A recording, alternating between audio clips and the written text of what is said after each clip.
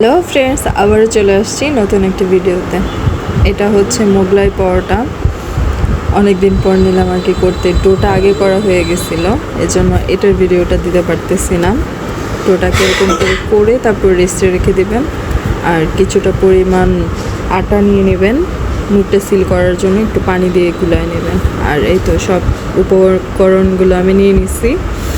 এখন ডোটাকে আমি আবার একটু মথে নেব, কিছুক্ষণ রেস্ট করার পর সুন্দর করে মথে তারপর যে কয়টা করতে চান ওরকম করে ভাগ করে নেবেন।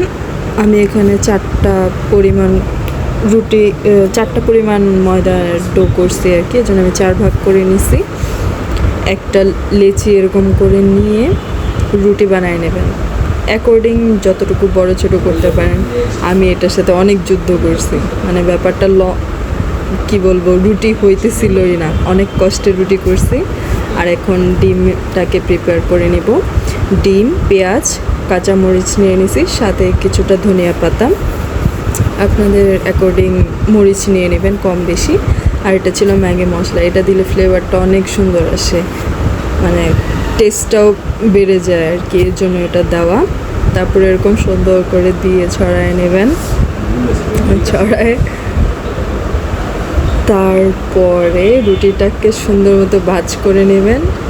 আর এই যেই কী বলে এটাকে, আটা দিয়ে একটা ময়ান করে নিয়েছিলাম, এটা দিয়ে নেবেন, তাহলে সুন্দর সিল হয়।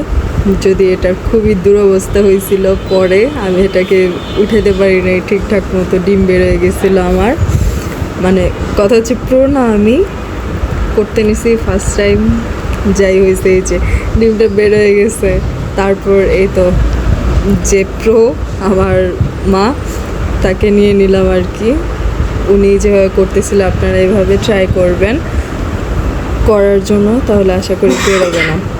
উনি যেইগুলো সিল করছিল ওইগুলা নষ্ট হয় না, কিন্তু আমারটা ডিম বের হয়ে গেছিলো। আমি পুরো ঘর ডিম করে ফেলাইছিলাম। তারপরে অল্প আঁচে, তেলটা গরম হলে দিবেন, অল্প আঁচে ভাজবেন সুন্দর করে। ভাজা কমপ্লিট, খাওয়ার জন্য নিয়ে আসছি। আর সিক্রেট ইনগ্রিডিয়েন্ট সেটা হচ্ছে ম্যাগি মশলা, সেটা দিয়ে দিলাম আপনাদেরকে। দিয়ে খেয়ে দেখবেন, টেস্ট করে দেখবেন, যদিও দোকানে দেয় না।